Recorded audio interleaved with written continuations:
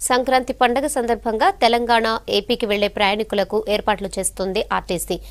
జంట నగరాల నుంచి మొత్తం 5252 బస్సులు నడిపేందుకు సిద్దమయ్యారు అధికారులు.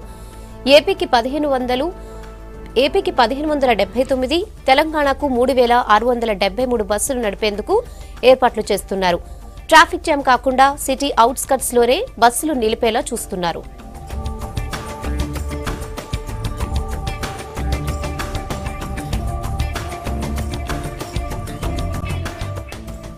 ఉత్తర తెలంగాణ బస్సులు జేబీఎస్ నుంచి నడపనున్నారు.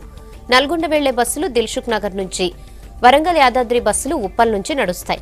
ఖమ్మం, మహబూబ్ నగర్, తాండూరు, వికారాబాద్, తిరుపతి, బెంగళూరు బస్సులు ఎంజీబీఎస్ నుంచి నడుపుతామంటున్నారు ఆర్టీసీ అధికారులు. ఇక విజయవాడకి వెళ్లే బస్సులు ఔటర్ రింగ్ రోడ్ నుంచి వెళ్లేలా చర్యలు తీసుకుంటున్నామని చెబుతున్నారు.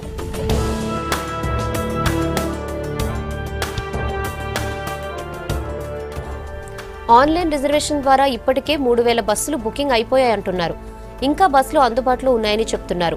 సంక్రాంతి సర్వీసుల కోసం సిబ్బంది 24 గంటల పాటు అందుబాటులో ఉంటారంటున్నారు. దూర ప్రాంతాలకు వేసిన ప్రత్యేక బస్సుల్లో 50% అదనపు ఛార్జీలు ఉంటాయంటున్నారు ఆర్టీసీ అధికారులు.